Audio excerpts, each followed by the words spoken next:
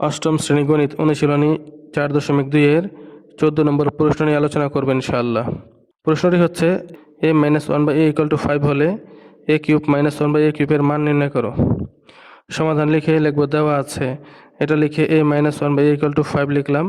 সুতরাং প্রদত্ত রাশি লিখে যে প্রশ্নটি দেওয়া আছে সেটা লিখলাম, a cube minus one by a cube লিখলাম। লেখার পর এই লাইনটা কীভাবে হলো দেখে আসি। আমরা একটি সূত্র জানি, a cube minus b cube সমান a minus b whole cube plus 3ab into a minus b. তারপর a cube minus one by a cube, এটাকে প্রশ্নের মধ্যে আছে এ, এখানে রয়েছে অঙ্কের মধ্যে রয়েছে এ, প্রশ্নের মধ্যে হচ্ছে বি, এখানে রয়েছে 1/a, অর্থাৎ এই এ কে এর জায়গায় ধরতে হবে, 1/a কে বি এর জায়গায় ধরতে হবে। তারপরে প্রশ্নের মধ্যে সূত্রের মধ্যে দেখতে পাচ্ছি এ মাইনাস বি কিউব, এখানে হবে a minus one by a cube. সূত্রে আছে প্লাস 3ab, এখানে হবে প্লাস 3 দিয়ে এ এর জায়গাতে এ রয়েছে, বি এর জায়গাতে 1/a রয়েছে। সূত্রে আছে এ মাইনাস বি, অঙ্কের মধ্যে কী হবে এ মাইনাস 1/a হবে।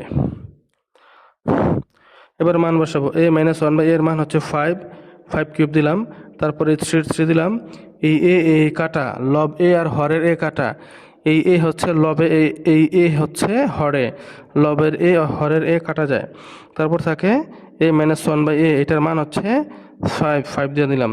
3 আর 5-এর মাঝখানে ডট, এটার মান হচ্ছে গুণ। তারপর 5 কিউবের মান হচ্ছে 125, আর 3 আর 5 গুণ হলে কত, 15 হয়। 125 আর 15 যোগ করলে হয় কত, 140। এটাই হবে অ্যান্সার।